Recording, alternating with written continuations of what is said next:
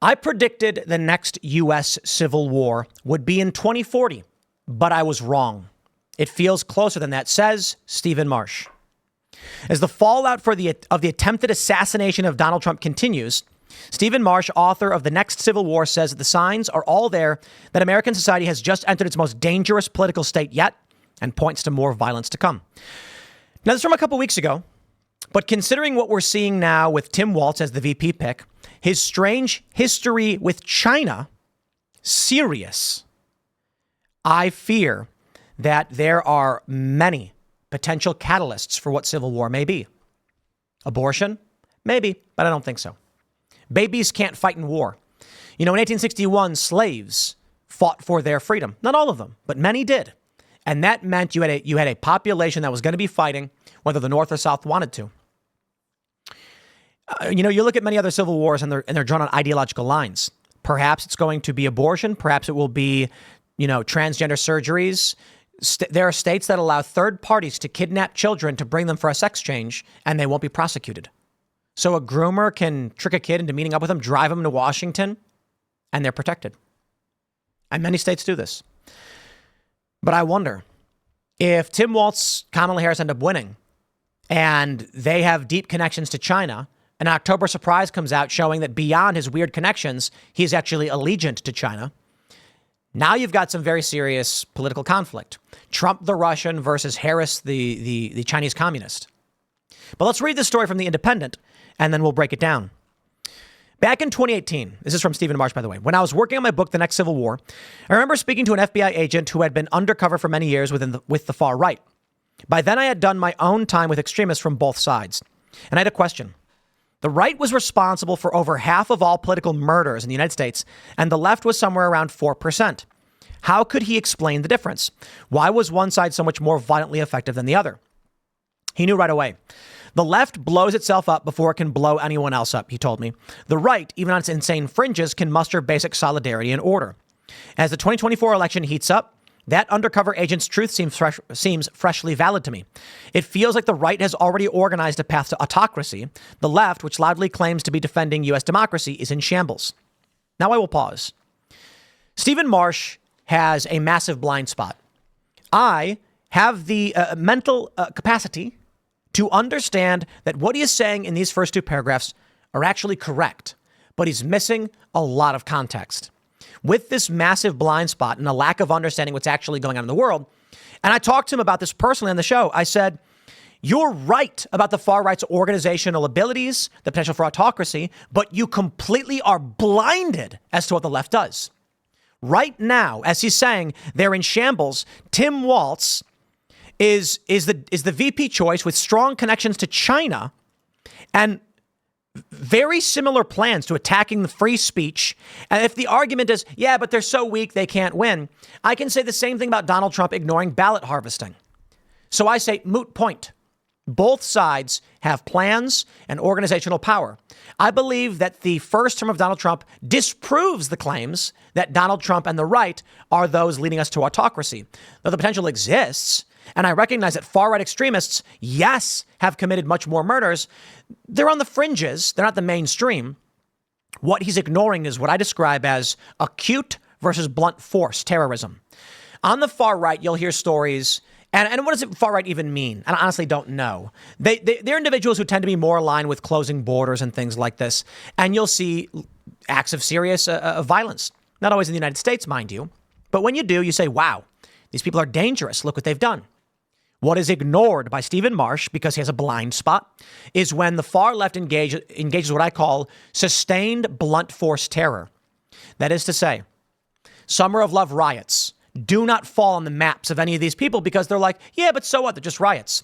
Well, what did they do? They caused billions of dollars in damage, destroyed people's livelihoods, demanded that people bend the knee, and guess what? Police officers did. So it's really a question of strategy. If your concern is that there are ultra-traditionalists and fringe right-wing terror groups and racists, sure. And they may, rarely, but sometimes, engage in acute acts of terror which kill lots of people. But does that cause radical change? It actually causes change in the direction of the left, taking away gun rights and things like this. You take a look at the left, and they forced the police to drop to one knee. They forced many different jurisdictions to get rid of their police department or to strip funding from their police departments. In some instances, some police departments did actually close down. To ignore the blunt force terror of the left is a blind spot. But that being said, he says the causes of the potential collapse of the American Republic have been well established since 2008 at least. Countries collapse not because of single events, but because of deep systemic failures. And the U.S. exhibits many of the most toxic systemic failures. Negative partisanship drives its political system and increasingly its legal system. Completely agree. He's right. Income inequality is at levels the country has not seen since its founding. He is correct.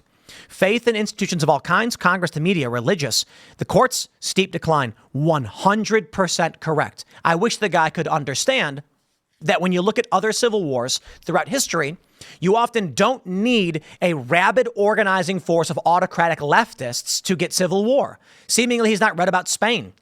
The issue is when you have a cultural zeitgeist. Kamala Harris and Tim Walz have no campaign policy positions. They are purely negative partisanship. They are exacerbating this all the same. To act like it's the right doing it is just silly nonsense. He adds, meanwhile, its archaic election system, completely agree, the Electoral College, disagree, simply does not reflect in a meaningful way the popular will.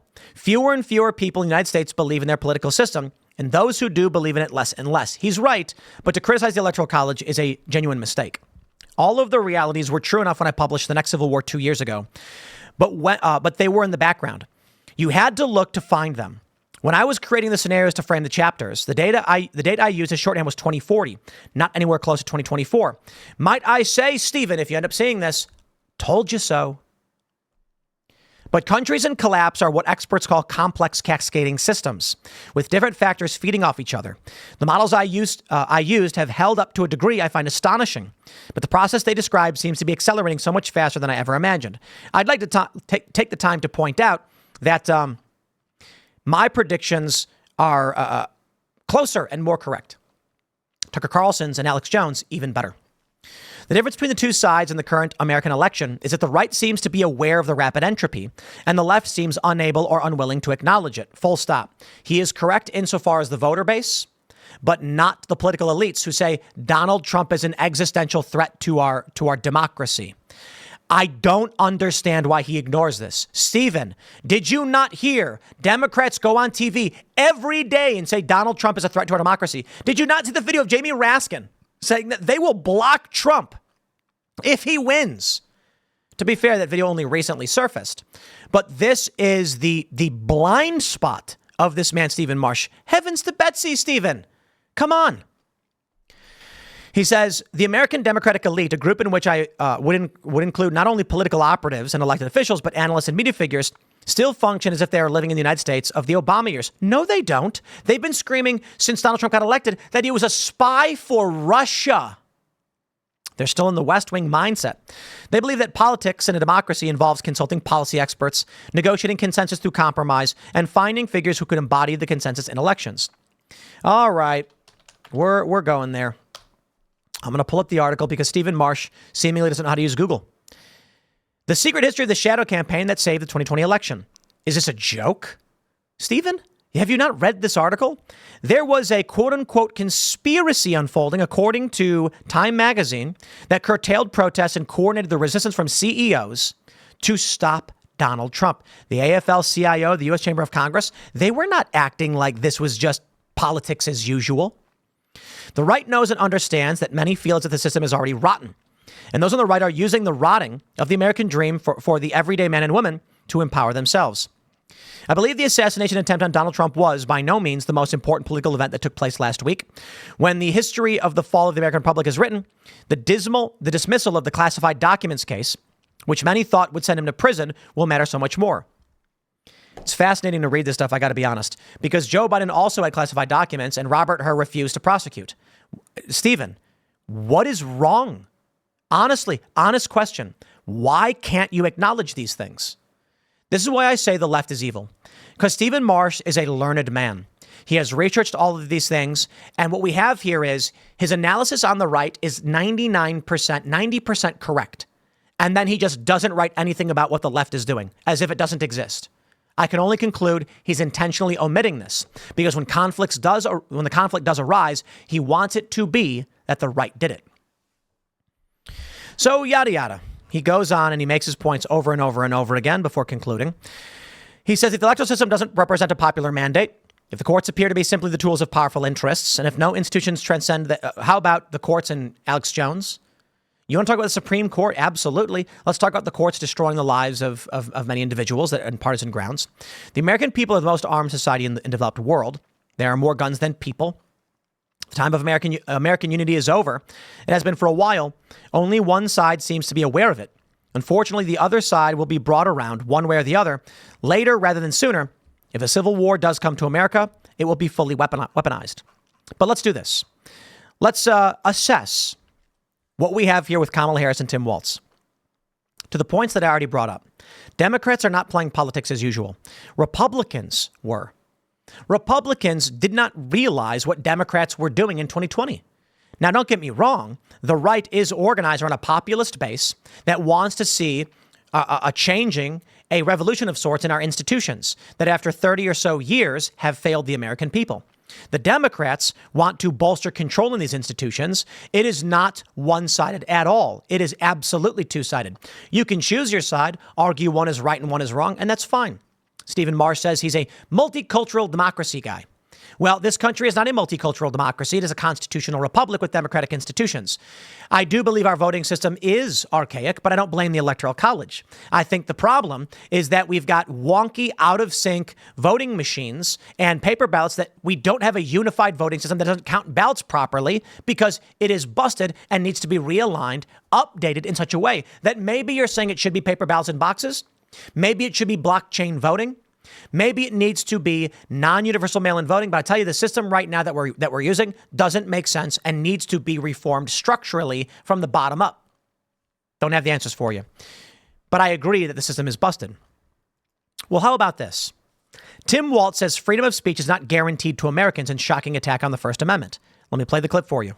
Years ago, it was the little things, telling people to vote the day after the election. And, we kind of brushed them off. Now we know it's intimidation at the ballot box. Mm-hmm. It's undermining the idea that mail-in ballots aren't legal. I think we need to push back on this. There's no guarantee to free speech on misinformation or hate speech, and especially around our democracy. Tell the truth where the voting places are, who can vote, who's able to be there. And watching some states continue to weaken the protections around the ballot, I think, is what inspiring us to lean into this. Again, all we're asking is to make it as easy and simple as possible to exercise their right to vote and participate in our democracy. And I'm in 100% agreement with you. That makes it so that more people are there. You get more opinions brought in. And I think it tempers that extremes that we get. Because, again, I can't imagine someone going and standing in line for 8 hours to try and vote and then being told that,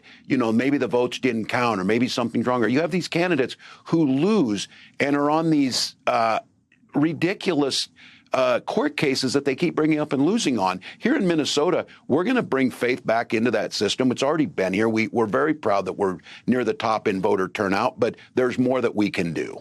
There's no guarantee to free speech on misinformation or hate speech, and especially around our democracy. It's false. Free speech protects lies. Why? Well, because sometimes it's hard to know if someone's lying or just wrong, and you're allowed to speak your mind even when you are wrong. So it's a challenge because some people are really stupid. But let's just break this down. The idea that voting should be as easy as possible favors the most ignorant individuals who have no knowledge of how to run a system. So if we're talking about running a proper system, voting should be moderately difficult, but still possible for anybody. I don't think this idea of you got to be a landowner to vote makes sense. Certainly it made sense back in the day when there were very few people. Most people who lived in an area were landowners, and they're voting on what's going on in the area where they own land. But now we're talking about people who rent and live in cities and aren't property owners, and they have a say in their community as well. Voting should not be so easy that a mail-in ballot comes in because we can't track the security of these things, and you open up the door for impropriety. Further, I think there's a lot of simple solutions where, fine, keep your mail-in votes. We'll start here. Remove political parties from ballots. That's it. I actually think the solution is this simple. I call for universal mail-in voting for everyone in the country. But guess what? The ballots are blank. It will list the available positions in government that are up for election, and you have to write in the name. Now, don't get me wrong. People are going to say, yeah, but Democrats will just tell them to write in Joe Biden. Sure, they will. And a lot of people won't. And a lot of people who go to vote at the polling stations are going to go, I don't know who to vote for. It's blank. Why do we create this system that allows for individuals to get premium access to ballots and other people who are write-ins, people struggle to vote for them? It just creates a busted system.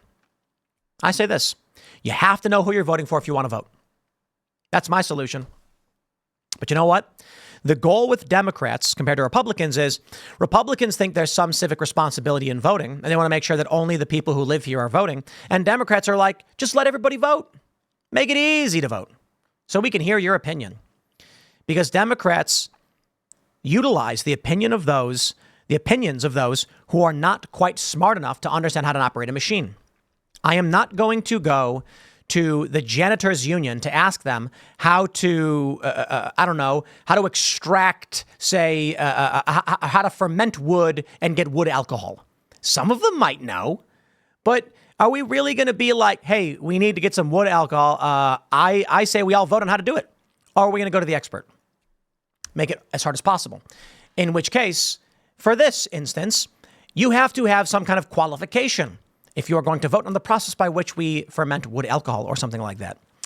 Let's say we want to extract, we want to isolate, I don't know. You get the point. I can think of a million things. You want to develop a nuclear weapon. I mean, look, janitors are important people. I'm not saying disrespect them. I'm saying they shouldn't get to vote on how we build a nuclear bomb. Some things are complicated and difficult to do, and there should be some criterion qualification for how we run things. With governance, it's a bit difficult because a lot of opinions, and there's not always easy, straightforward answers. And often, it's just really about how you want to live. Some people say you should be allowed to paint your house green. Why? It's ugly. It makes the neighborhood look ugly. I don't like it. And some people say I can paint my house however I want. Okay, well, that's not really an issue of life or death. It's just opinion on what people like aesthetically. So, okay, anybody can vote on that. But if we're talking about what the paint's allowed to be made of, one person says radium, so it glows green. You might be like, there's going to be an issue with radiation if we do that. How about we let experts, we make it a bit more difficult to vote on that. You have to have some kind of expertise. This is where we currently are, my friends. It only gets worse. Michigan Secretary of State says neighbors should snitch on each other to combat election misinformation. That's right, because these people don't believe in free speech. And should they win and enact communist Chinese-style governance, then you are going to know for sure what it means when you can't speak. Tim Walz's COVID hotline could become point of attack for Trump. Under Walz, Minnesota had a hotline to report social distancing violations. Welcome to the Communist Party. This is how they live. 15 or so years ago, I had a family member trying to make money. Extended family member on Facebook said, check out this service. All you have to do is go around and writing down the license plate numbers of cars on your street and upload them and your address, and they'll pay you $50. Yeah, it's like for every certain amount of license plate numbers you write down, they pay you cash. And then I said, you're telling people to create a mass spying snitch network? And then this family member deleted the post. Whoops. Yeah. Imagine that. Snitching on your neighbor. Because the issue was people might be looking for a car with a certain license plate, either repossession or crimes or something. And let's let everyone know where everyone currently is for money. That's the world they want to live in. Take a look at this report from Jesse Waters. Tim Walz visited China 30 times. After his first trip, he spread Chinese propaganda. Walz got married on the anniversary of Tiananmen Square because he wanted to remember the date. For his honeymoon, he went back to China, and he took his high school students with him. He started a travel company that would send them to China with a bunch of American students every year, and his trips were funded by the Chinese government. He spent so much time in China that he learned the language. Wow. Let me play the clip from Jesse Waters for you. We're learning a lot more about Tim Walz's Chinese connections. Last night, we told you he's visited China 30 times over the last few decades. He went to China for the first time in '89 through a government program sponsored by Harvard. And when he came back, he spread Chinese propaganda. Quote, I was treated exceptionally well. They are such kind, generous, capable people, and they just gave and gave and gave to me. Going there was one of the best things I've ever done. Walz loved his time in China so much he got married on the anniversary of the Tiananmen Square massacre because he always wanted to remember the date. For his honeymoon, he went back to China, and he took his high school students with him, which would usually cramp your style on a honeymoon, but to each his own. He started a travel company that would send him to China with a bunch of American students every year, and his trips were funded by the Chinese government. Local Chinese kids knew Walz. They called him the big-nosed one and foreign devil. But Walz swears those weren't insults. He loves it when little Chinese boys make fun of him. He spent so much time in China, he learned the language. Listen. Niman Hama, Governor Tim Walz here. Happy Chinese New Year. This spring festival is a time to welcome and celebrate the new year with a smile and let the fortune and happiness continue. Please remember to practice social distancing and wear a mask as you celebrate. Hey, Fatsoi. Walz I don't know that he actually speaks Mandarin. still has deep connections to the Chinese. In 2019, he delivered a keynote address to the Chinese Friendship Organization, a group with deep ties to Chinese intel. Did the Harris campaign know about this? How can a guy visit China 30 times and pal around with Chi-Coms and have Chinese money change hands, and you say to yourself, I want that guy in the Situation Room with me? This is the second time in a row Democrats have tried to install a guy with China ties inside the White House. And the media isn't digging into this because just like with the China virus, they're afraid of being called racist. Sure, maybe, or they support it. Political elites want communist Chinese-style governance because, as the saying goes, there's the story where American politicians met with China and they reveled in how the Chinese communists were able to decimate a city block of residential homes, kick the people out and leave them destitute so they could build a highway. Oh, man. And the U.S. tried to build a highway. And so what happens is these politicians are like, we have a serious crisis. We need this highway here to alleviate pressure, lots of problems. Everyone's pissed off, but we can't because these people own homes in the way. And if you want to seize them through eminent domain, it's a long legal process. They don't want to sell. Ugh. Why can't we just crush them under authoritarianism like the Chinese communists do? And so that's what they want. Well, here we are. American Stasi. Tulsi Gabbard confirms Quiet Sky's nightmare. Placed on a terror watch list, the former Hawaii congresswoman and her husband were tailed by air marshals and bomb dogs. Unconstitutional on every level, she says, and I'm not the only one. It's happening now, under Joe Biden and Kamala Harris.